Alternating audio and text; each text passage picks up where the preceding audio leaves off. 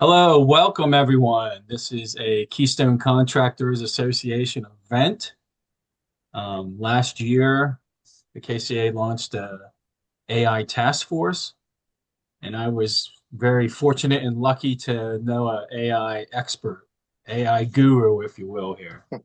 I worked with Mike Kline, who I'm going to introduce here in a minute, about 20 years ago. Met him at SSPC, Steel Structures Painting Council. Was the original name. I think they switched it to like the Society of Protective Coatings. I think I got that That's right. right. Okay, Yeah. good. Awesome. No, but we're super jazzed. We're super excited about today. I'd like to thank our sponsor here today. I don't see Joe on the line here, but we do have a sponsor for today. It's Empower Business Solutions and Joe Hasson. I do not see Joe here yet. So hopefully at the tail end, Joe will be on so we could throw his face up on the screen and we can all give him a big smile, So, but thank you, Joe. This is recorded, so I'll send you the link afterwards. But welcome everyone. This is AI 101, what every construction business owner needs to know. I'm going to talk a little bit about today's presenter and then pass it over to him. This is presented by Michael Kline of ThnkLab. ThnkLab is an Let's AI try. first solutions company dedicated to empowering All SMBs. right. Thank you very much. You're welcome. Empowering SMBs with intelligent software that amplifies their impact and accelerates their success. They specialize in delivering AI-powered custom development, intelligent automation, and modern tools with remarkable speed at small business prices. You gotta love that. Essentially putting the power of DIY software into your hands. The founder, Mike Kline, brings a wealth of hands-on operational and executive experience in the construction space, giving him a unique insight into how technology can transform operations even within budget-constrained environments. Mike is particularly passionate about helping contractors and businesses in the construction industry harness the power of AI to supercharge productivity, eliminate operational pain points, and solve complex challenges with custom-built tools that can understand and even help shape. At ThnkLab, they're not just building software, they're crafting accessible, human-centered AI solutions to help organizations thrive in the age of AI. Now, if you're not fired up, I don't know what to tell you, but I'm super fired up here. So we're going to talk AI for the next 30, 45 hour, who knows. If you have questions, feel free to place them in the chat. We'll get to them. Or if you want to raise your hand and Mike or myself will see you and we'll call on you. But I'm going to fade in the dark and let Mike take over. We're in good hands, everyone. Don't you worry. Thank you, John. Who could follow that? That was a really a mouthful. I think next time I'll write something shorter for you. Kind of to synthesize everything that John said.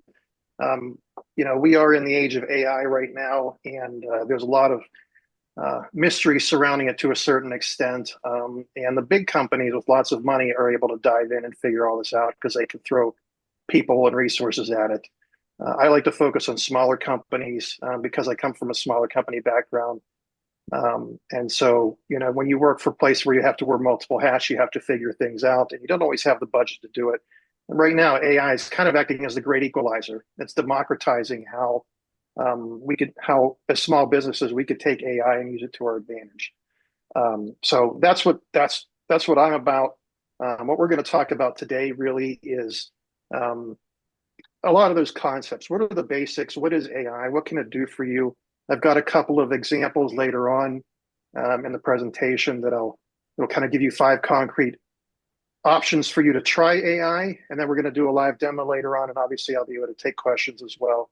I've asked John to keep an eye on the chat, so if you do have a question, please put it in the chat, and we will get to it as soon as we can. So just to start off here, quick question before we dive in. And so think about this for a second. How many of you have used AI in the past week? Maybe it's ChatGPT, or maybe something your phone does automatically. Raise your hand or drop a Y in the chat just to let me know. So I'm seeing a couple of you here. Got a thumbs up from John. So some of you are using AI. So how many feel like you should be using it more, but you're not really sure where to start, or you're not sure it's actually safe for your business? Same thing, raise a hand or throw a Y in the chat. Yeah, we're getting a handful more there, and that's not unexpected.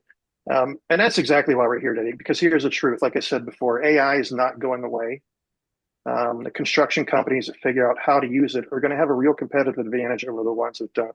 And it's not because AI is magic, and it's not because AI is going to replace your crews or your project managers, because we know that's really not going to happen, at least not yet. But it's going to let the right people in your company do more, do it faster, and with fewer mistakes.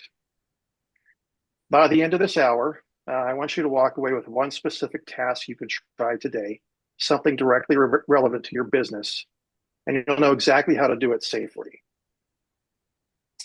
So before we go further, I was doing some research yesterday and I came across these statistics. One is by the Pew Research Center and one is by the Royal Institute of Chartered Surveyors. And it's interesting to me that only 1 in 5 US workers is using AI on the job today. That number from Pew is from September of 2025. So despite all the headlines and despite everything you've been hearing, 80% of the American workforce really hasn't started. And in construction specifically, 45% of companies have zero AI implementation. Not we're early in the game, but zero. And that's from a survey of over 2,200 construction professionals specifically. So here's what that means for everyone in this room. You're not behind. Right now, the window is still wide open, even with all the hype you're seeing in the news and on LinkedIn or on the web, on the social media these days. You're really not behind. And so the opportunity is you have the opportunity to move first, even just a little, to get a head start over your competitors and even the rest of the industry. So I want to start here with what's a little bit of a strange question. And I talked about it on John's podcast last month. What does a calculator have to do with AI? So stick with me here for a section, because this is kind of the best way I found to explain what AI actually is and what it isn't. If you think about how humans have always done math, first we counted on our fingers, then we got the abacus around 3000 BC, then the slide rule in the 1600s, pocket calculator in the 70s, then the smartphone, which has more calculator power than anything NASA used in 1969 to go to the moon. The key insight is none of those inventions create a new math. Two, 2 + 2 was always 4. What really changed was our ability to access mathematical knowledge faster, easier, and more accurately. So none of them invented new math. This was stuff that we've known, and the calculator just put it on steroids. The parallel to AI is before AI, how did you access information? You had books in libraries, then you had card catalogs, which were in libraries, then Google, and now you have AI. The parallel is the calculator took centuries of mathematical knowledge and put it in your pocket. AI is taking centuries of all human knowledge and lets you have a conversation with it. So think about what that means for your business. Every project management best practice ever written, every OSHA regulation, every contract clause that's ever been disputed in court, every estimating approach for every type of project, all of it is available right now for you to have a conversation with for free. So here's what AI doesn't do. AI doesn't know anything that humans haven't already created. It's not sentient. It doesn't think. It processes and connects information in new and powerful ways, and that's it. That framing actually matters a lot when we get to the risk section a little bit later, because it'll help you understand what to trust and what to verify. Like calculators evolved from basic arithmetic to solving for X to doing complex algebra, AI has evolved from basic search to actually understanding context and patterns. So when you type into Google, you're searching for a web page that already exists. When you talk to AI, it's synthesizing an answer from everything that's been trained on and applying it to your specific situation. That's really a fundamental difference. So here's how AI works. I'm not going to get into the math behind it because nobody wants to do math right now. But when I give you just enough of an understanding that you can use it confidently and understand its limitations. The simplest way I know to explain it, AI is trained to predict what word comes next. That's it at its core. It's a prediction engine. It read billions of pages of text, books and websites, legal documents, instruction manuals, academic papers, and learned patterns about how language works and how ideas connect. So when you ask it to write a change order notice, it's not going out to find a template. It's actually drawing on patterns it learned from thousands of legal and construction documents, and it's constructing something that fits your specific request. That's why it feels like you're talking to somebody so smart, because it's making connections across a massive body of knowledge. But it's also why it can sometimes be confidently wrong. It's not looking at facts, it's predicting what the right answer probably is. Now, this is where it gets really useful for your business. And I want to share this concept. My friend Scott Meyer, he's the CEO of Chip AI, which is they let users create custom GPTs, one of my favorite tools. The circle of knowledge, or the three circles of knowledge, are a really powerful way to understand AI. So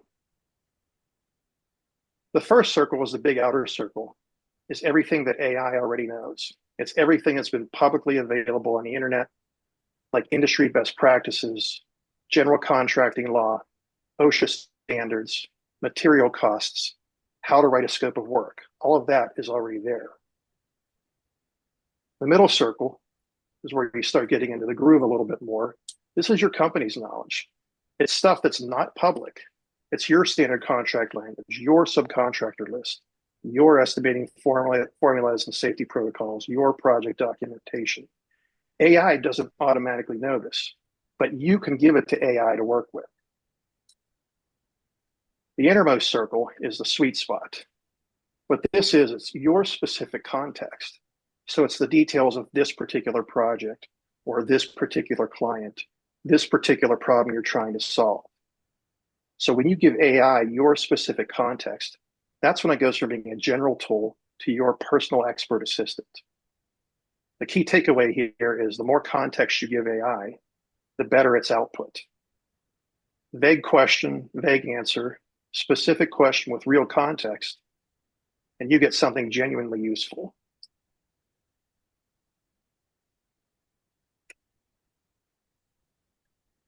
So this is kind of the interesting part and the meat of the presentation here. Where does AI help construction businesses? Where does it make sense? And where is it practical? So I'm going to walk you through 5 areas where I see the biggest immediate ROI, and I'll give you real examples for each one. And when I was thinking about these, there are a lot more. These are just 5 ones that you can grasp onto quickly.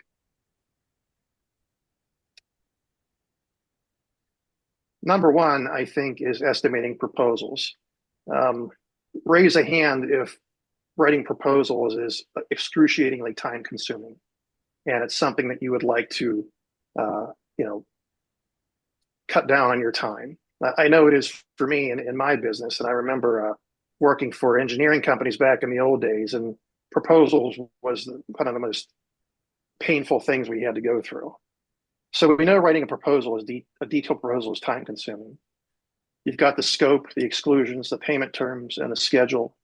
And if you wanted to sound professional and protect you legally, it could take hours. AI can take your rough notes, literally bullet points that you jot down after a site visit, and turn them into a polished professional proposal draft in minutes. You're still going to want to review it, obviously, because you still want to put your numbers in it. You still own the document, but the writing and structuring work, that's something that you can sub out to AI to handle. This, you can see on the screen here where it says, try this. And that's an example prompt. And we're actually going to be doing this a little bit later on. It's something you could try right now if you have ChatGPT or Claude or Gemini that you use. Just put this prompt in and see what happens, or try it after the call. I'm writing a proposal for commercial tenant finish in a 4,000 square foot retail space. The scope includes framing, drywall, ceiling grid, basic electrical rough-in, and painting. Write a professional scope of work section with standard exclusions for a general contractor. It's actually pretty cool. It does work pretty well. I've actually built for my own business my own proposal generator that takes project specs. It'll do a gap analysis, generate a scope of work, a timeline, and a full proposal in minutes. It still takes the human in the loop to make sure that it's on track for what I'm trying to propose, but it really cuts down several days project into a couple of hours.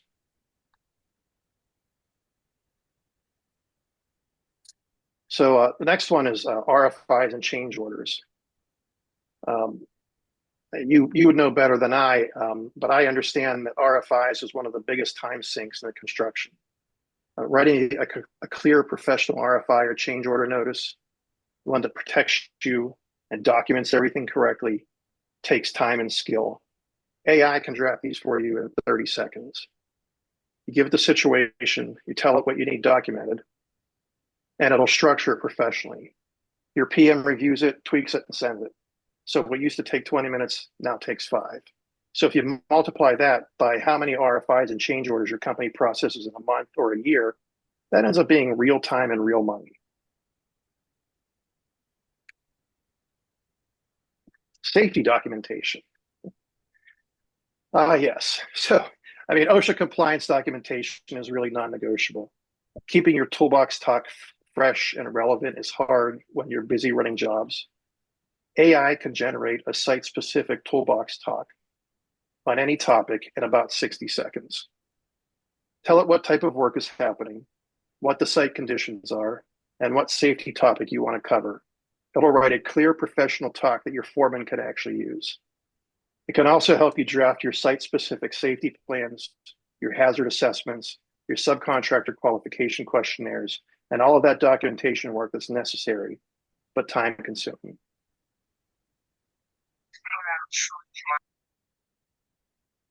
Number 4 is client communication. This one's kind of obvious. We've all had to write difficult emails or messages to clients. The project is behind schedule, or there's a dispute about a change order. A client is upset. That's probably a common one. Writing that email professionally in a way that's honest and protects you is hard. This is where AI is excellent. Again, tell it the situation, tell it what you need the email to accomplish, and it drafts something professional and measured. You're not putting words in its mouth, you're telling it the facts and the goal and letting it help you communicate clearly. This is especially valuable for anyone in your company who's technically excellent, but not a natural writer. Think like your project managers, right? They're probably better on a job site than in front of a keyboard. AI helps bring them to the level of a great writer.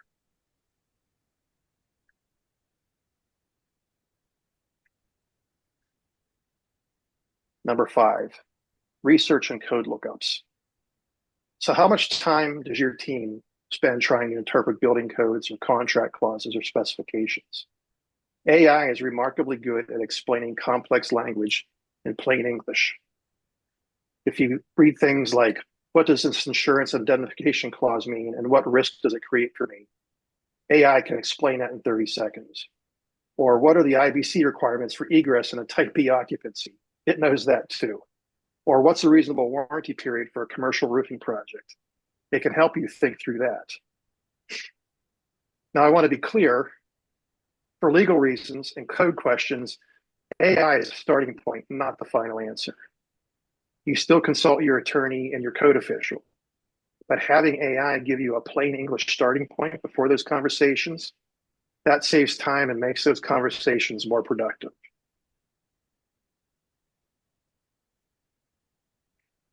Let's talk about risk. Because these are questions that you should be asking. I know this is on a lot of your minds. When I'm doing this, is it safe for my business? And frankly, that's the right question to ask. So I'm going to give you what I think is a pretty straight answer.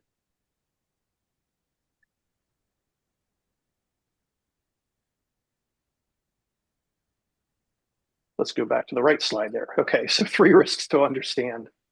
Risk 1, and this came up earlier. AI can be wrong, and it can be confidently wrong. So remember what I said earlier. AI is predicting what the right answer probably is. It's not looking up verified facts. That means it can give you plausible sounding information that's incorrect. This is called a hallucination in AI circles. It'll sound great, AI is going to come across and tell you, here's the exact answer, and it will be 100% wrong. So the rule is simple. AI is a first draft. It's not a final authority. Use it to save time on the drafting and thinking work, but always, always review the output with your own expertise. For anything legal, financial, or safety critical, verify before you act. Risk number 2, what you put in can be used to train the model. By default, some AI services use your conversations to improve their models. That means if you paste your client list, your proprietary estimating formulas, sensitive project data, anything financial into a free AI chat tool, that data could potentially be used by the AI company. The fix is fairly simple. Use the privacy settings. In ChatGPT, you can turn off data training in your settings. Claude's paid plans have stronger protections. For anything genuinely sensitive, like trade secrets or M&A discussions, personnel issues, don't put it in a free AI tool, period. And then risk number 3, your employees are using AI without a policy. This is probably one of the ones that most business owners don't think about until it's a problem. Your employees are probably already using AI tools on their own devices and accounts. Without a policy, you have no control over what company information is being put into these tools. The solution isn't banning it, because that's just going to drive it underground. The solution is creating a simple AI use policy for your company. You want it to be permissive enough to let people figure out how to use it to increase productivity, but strict enough to prevent the risks I mentioned earlier. So here are 4 rules that will keep you safe. 1, never put specific client names, addresses, or identifying project details into a free public AI tool. Use general descriptions instead. Number 2, never paste contract language, pricing structures, or proprietary formulas into public AI tools. 3, treat AI output like you treat advice from a smart intern. Useful, often good, but always needs your review before it goes out the door. And this is key answer here, or key point here. Always keep a human in the loop. You guys are going to know your business. You're going to have experts on staff who understand how things work. That expertise is one of the keys to really making AI work for you, because, excuse my language, you can call BS on an AI whenever it makes a mistake, and you know it's a mistake. So that's what having human eyes on the output is really going to do for you. And number 4, consider a paid subscription for your primary AI tool. The data protections are significantly better, and the output quality is usually higher.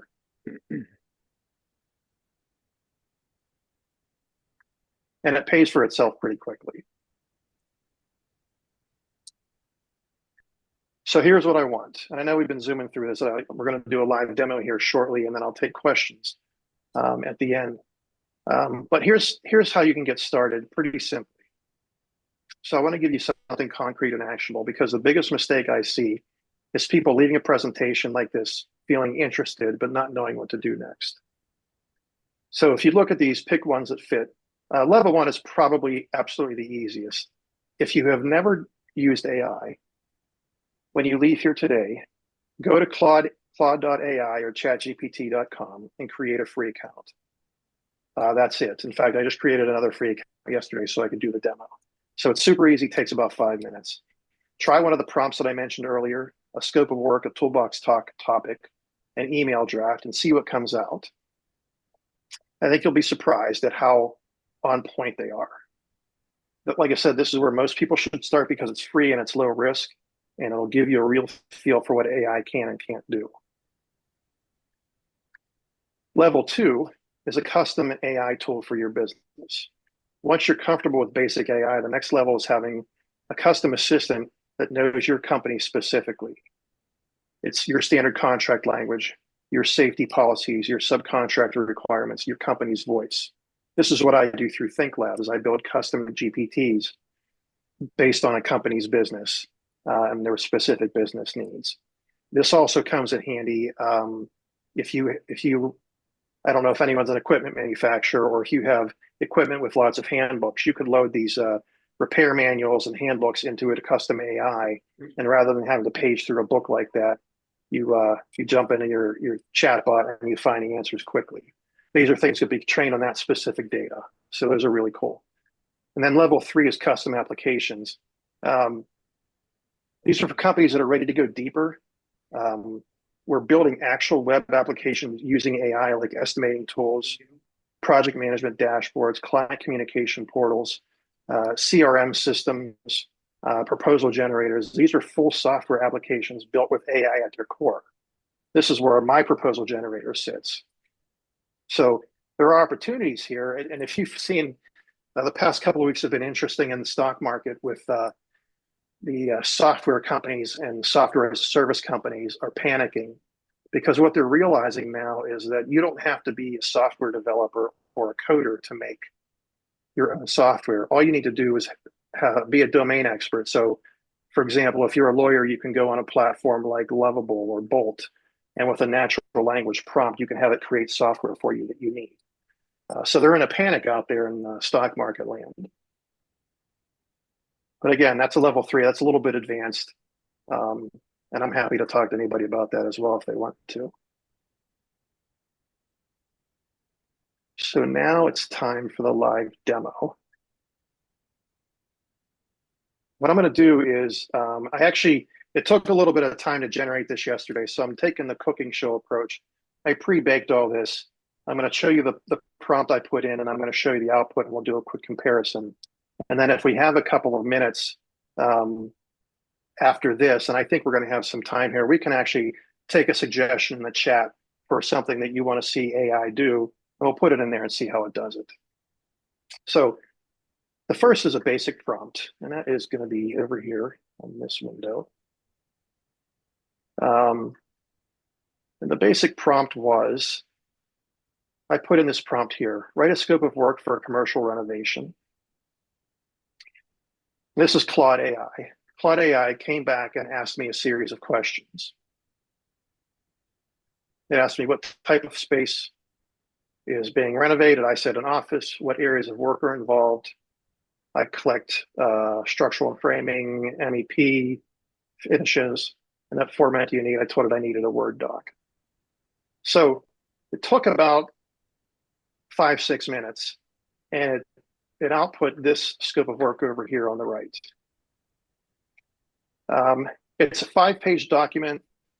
It's fairly generic because I didn't give it a whole lot of information up front. You saw the prompt was pretty basic, so it gave me pretty generic project overview, scope and summary, structural framing, mechanical, electrical, plumbing, interior finishes, and general requirements, and then approval and acknowledgement. So it's a 5-page document. Looks pretty professional. You would have to go in and fill out the rest of these things and give it a little bit more detail, but then you could, send it off to a client if you had to. The next prompt I tried is this one over here. It was a lot more detailed. It says, I'm a general contractor in Pennsylvania. Write a professional scope of work for a commercial office renovation. The project is a 6,000 square foot second floor office space in an occupied building. Scope includes selective demolition, new partition framing, drywall, acoustic ceiling tile, LED lighting, HVAC distribution, carpet and painting. Building is occupied, so work hours are restricted from 7 a.m. to 5 p.m. Monday through Friday. Includes standard exclusions and a section on owner furnished items. You could see this context is a lot more detailed than what we gave it before. And so this one ran for about 7 or 8 minutes as well. And it ended up giving us a 6-page document, but with a lot more detail. The project info with fields to complete. The work hour restrictions are in here. I thought the interesting thing to me was the detailed scope for all 7 trades. Selective demo, framing and drywall with level 4 to 5 finish specs, ACT, LED lighting, HVAC distribution with a tab report, carpet and painting. And it went into detail on that based on what we said in our prompt. Went through site logistics, exclusions like we asked it to, the owner furnished item section, um, submittals and closeout docs and warranty terms, and then a signature block for the owner and the GC. So based on the more detailed context that we gave it in our prompt, it output a more detailed scope of work. So these are, if you're interested, I can share these after the presentation. But it's the same. This is the same. It's Claude AI. It's the exact same AI. This is a brand new account for me. So I just opened up a quick free account. You can see free plan down here. And I put it out there. And the reason that's important, I have another Claude AI account that I've been using for a little bit over a year. It's a paid account. And a lot of these new features, AI has a memory now. It can remember who you are, what you're working on, how you like to work. And so when I first tried these prompts over in my paid account, it was covered with detail and very familiar with how I operate. And I thought, well, that's just not what I'm looking for, because I wanted this to be a little bit simpler on a free account. So that's why I came over here to this free account. And it still turned out pretty good. I was pretty impressed with it. So let's look at the chat. Is there anything anybody would like to see AI build here while we are on the call? And I'd be interested to hear your suggestions, and we can see how it does.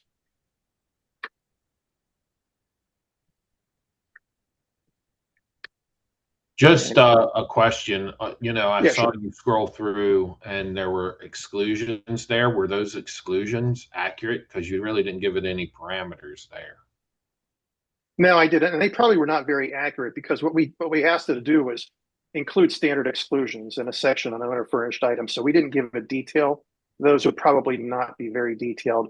It'll take it, the AI will take that from something that is read out in the history of its training. But that would be one of those areas where you guys would have to look at it and review it and make sure it's accurate. I certainly wouldn't trust the output necessarily.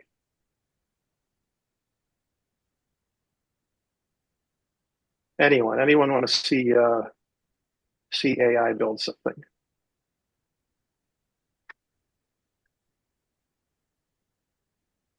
If not, that's fine. We will just continue on. So we saw the live-ish demo. So now, we're about ready to take questions. Before we do that, this is your assignment. In the next 24 hours, I want you to do one of these. Just pick one. Option A is create an account at Claude AI and ask it to write a toolbox talk on any safety topic relevant to a current project. Option B is paste your last change order notice into AI and ask it to make it more professional and thorough. Make sure you scrub any confidential info first, of course. Or option C, describe a difficult client email you need to write and ask AI to draft it for you. So that's it. Just pick one, try it out, and see what it does. See if you think it's helpful, because the difference between people who benefit from AI and people who don't isn't intelligence or technical skill. It's whether you actually try it. And once you try it and it saves you 20 minutes and you can convert that into dollars saved or time saved, you'll be hooked. So if you want to talk about what a custom AI tool could look like for your specific business, I'm happy to have that conversation. It's free, it's no pressure. Sometimes just talking through it clarifies what could actually be useful. You can, here is my info. You can reach me at mike@thinklab.io. Link with me on LinkedIn. I like to collect connections on LinkedIn, and I post a lot there. So if you want to follow along, I post a lot about AI on LinkedIn. And then this presentation was actually built in a platform I use for development called Lovable. And so I'll have KCA send the link out to you afterwards. You'll have access to the presentation as long as you want it. And there's also a PDF download link that you can use to download the presentation. So that is pretty much it. That's my presentation. If you want me to go back to anything, I can do that. If you want to try the live demo, I can do that. Or if you have questions, feel free to fire away. What do we got, peeps? Any questions? Quiet What did crowd. I, I, yeah, what did I not cover that you wanted to hear? I think that was really good, Michael. Definitely opened my eyes to some things. Does I have a question? Yeah, Uh, sure. this is Bill. Uh, what would happen? What would happen? I'm a distributor of a product, and if I were to ask AI to generate a specification for that particular product, if I would specify that that the spec needs to be price driven, quality driven, performance driven, would it be able to make that distinction? Yes. Yeah, if you think about, so if you remember, it's the these large language models have been trained on, billions of data points, and so they've seen other proposals like that, and so it'll be able to pick up on the context of what you're asking it to. Mm-hmm. Again, you'll still have to review it to make sure it's accurate and that it's what you Mm-hmm. want, but it really will be a time savings. Mm-hmm. And if I asked it to write a specification that using a master format, master spec format, it would do it in that format? Yes. Mm-hmm. And it would do even better if the really cool thing about some of these is you can upload documents. So as you're having a conversation, if you have a copy of a master spec format on your computer, you upload it and say, make it look like this, and it will. So that'll even give it more context to be more accurate. Mm-hmm. Do you visualize the bidding documents or the contract documents at some point being including any comments about the use of AI? Yeah. And that's, and John, you might want to talk about this. I know that we're talking about doing a panel that's going to include some legal experts. And yeah, one of those big risks is people who use AI to generate documents and then don't review them, and then what the liability might be. So I would expect that those documents are going to start referencing AI generation and cautions against it, or how to handle it.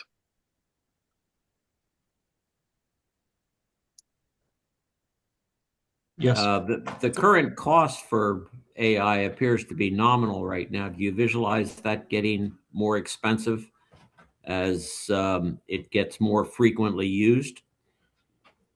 Yeah, I think it will. That's a lot of the people in AI circles do comment about the relative affordability of it right now. And I think the reason for that is that these companies are collecting subscribers right now. If you remember back to the old .com boom, whenever everybody was shipping for free and nobody was collecting sales tax, and everything was relatively cheap. That changed pretty quickly once companies got established, and they realized, and investors realized that they wanted these companies to actually make money. So I do expect that it would get more expensive. I think the model might change for how they charge for it too. Mm-hmm.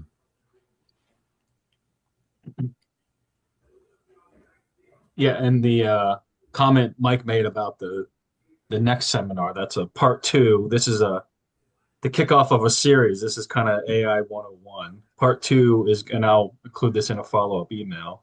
It's going to be March 31st at 2 p.m. A panel of experts beyond the basics. Sounds very exciting here. So joining Mike on the panel, we have Mike Kline from Today ThnkLab, and then we have Ken Jones from Big Business Information Group, and Travis Gary from K&L Gates. And Travis was on earlier. I don't have my list up of people. I don't know if he's still on there. Still Uh, here. Good, still here, Yeah. and okay. I know we're excited to hear your comments next month. And Ken was registered. I didn't see him come in, so. It would be interesting to get some input from the design professional side. I think about, do you foresee AI at some point in time being able to respond to a request for somebody to design for me a 25 classroom elementary school? in Dauphin County, et cetera, et cetera. I would think that there would be some concern on the part of the design professionals if something like that were to happen. I'm not a design professional in the construction sense. I can tell you, and John and I talked briefly about this before everybody came on. Some of the stuff, actually, kind of Erica Sehar had a question. You mentioned 5 areas now. What do you see in the near future? So this will touch on that a little bit. A lot of these really leading edge AI people are building autonomous agents. You might have seen some hype a couple weeks ago on LinkedIn for something called Claudebot. And they're automation platforms like N8N and Maker. And what they allow you to do, they enable you to do, is build instruction sets and really train these agents to be autonomous. So if you were trying to design a job in the future, you might work with an AI expert who can go and build one of these agents for you, where you give it like a generalized instruction set, and then it'll go through and it's built to build out every step for you and then give you the output at the end. And so it's honestly, it's blowing my mind away with how sophisticated this stuff is getting and how fast it's getting sophisticated. So that to me is that's arguably the next generation, because it's going on now. It just doesn't have widespread adoption, but as it gets more popular, you're going to see that creeping in. Nice. Yeah, but I don't believe it'll ever cut out the design professional, because the bot can't be sued. So, professional liabilities, the professional liability is still going to remain with people. Yeah, I think that's right too. There's, a lot of people who are experts in their field are always going to be needed, even with AI. I don't think that AI can ever fully replace somebody, because you need to have that expert. Like I said before, the expert who can call BS on the output of the AI. And so if you're an expert, even if you're a white collar worker, not a blue collar worker, you can provide that context, and you can make sure that you have the strongest documents. I just think AI is a tool. It's going to be kind of a superpower if you know how to harness it. But people are still going to be really important. The people who are going to be most affected by this, honestly, are the software developers and the software engineers. A lot of those guys are losing their jobs right now because AI is so efficient at writing code that a lot of these tech companies are downsizing their workforces because they're having AI write a lot of their content. Mm-hmm.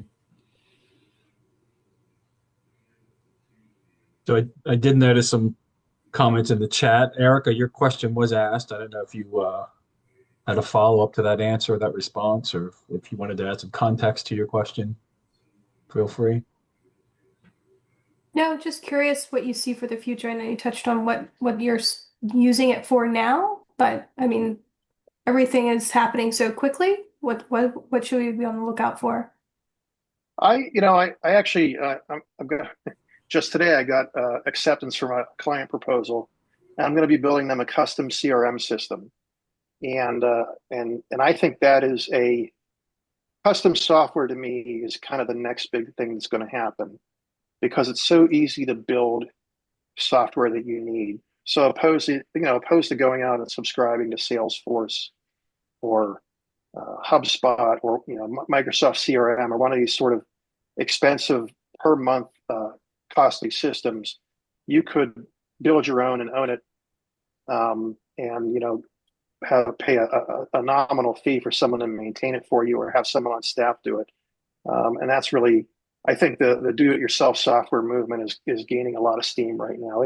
It started last year, but it's really becoming a lot more mainstream now. It seems scary, and it's really not. I build software now, and up until a year ago, I didn't. So if I can do it, a lot of people could do it. Awesome. I see there's a question here. What is the cost of this on a monthly basis? Can we do architectural home drawings with this?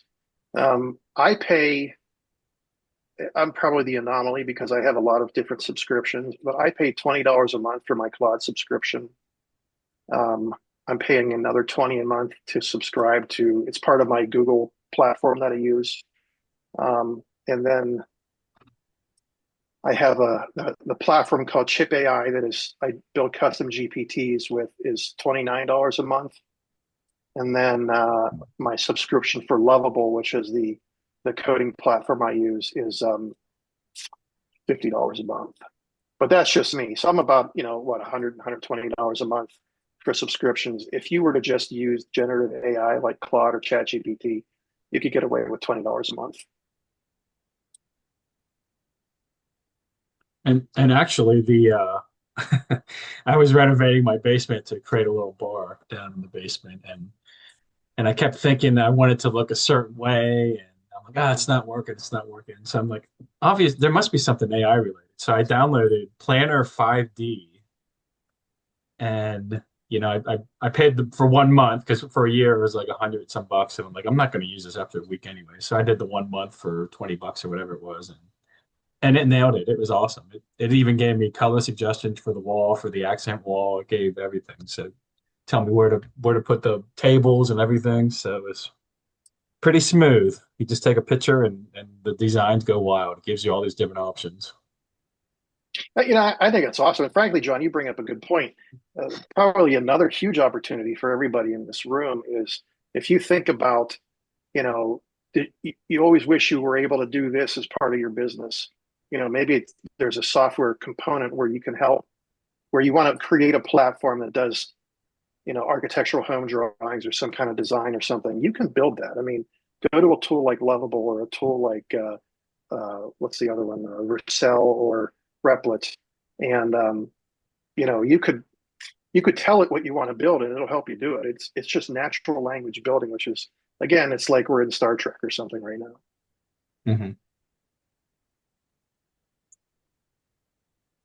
There's another question. Yep, you got that. Yeah. Which AI would you recommend to start? I have tested ChatGPT, Gemini, and now Claude. I have to admit that I'm mind blown of Claude for technical thinking. Yeah, it's between Claude and Gemini. They've been kind of running neck and neck. ChatGPT rises back up in there every once in a while. I am a fan of Claude. It's for whatever reason it is. It works better with how I work and how I think. And so I primarily use Claude for mine. I also have Gemini because like I said, I run one of my business accounts through the Google Suite. So I have access to Gemini over there. I use Gemini mainly for they have video and image generation tools that are outstanding. And I honestly just canceled my ChatGPT account because I didn't use it and it wasn't my favorite tool. So I'm more of a Claude person with Gemini a close second.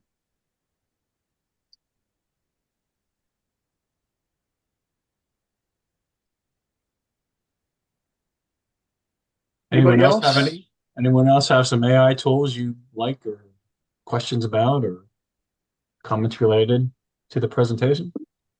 And again, if there's something that you wanted to hear about that I didn't cover, feel free to email me offline and I can chat about that, or we can hit it in a different session. I'm happy to talk about anything.